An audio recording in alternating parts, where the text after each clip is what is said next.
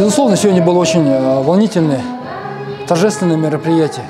Мы еще раз убедились в том, что подвиг нашего Алдара на века, что люди помнят о его беспримерном мужестве, помнят его родителей, которые дали ему это достойное воспитание великого сына нашей Аги.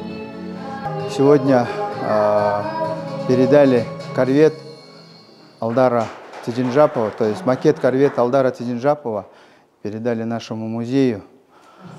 И мы, конечно же, гордимся всегда нашим героем, нашим Алдаром Тединжаповым.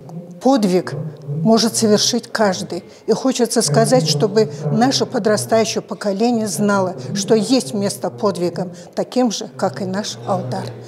Очень достойное мероприятие и надолго запомнится жителям Агинска.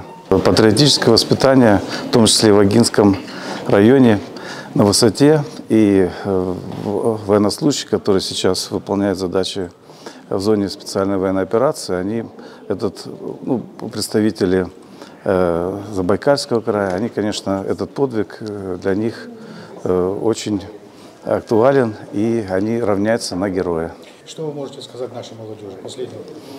Молодежь, равняться на таких героев, стремиться совершенствоваться и чтить память своих предков и совершенствоваться, нести гордо традиции, примножать.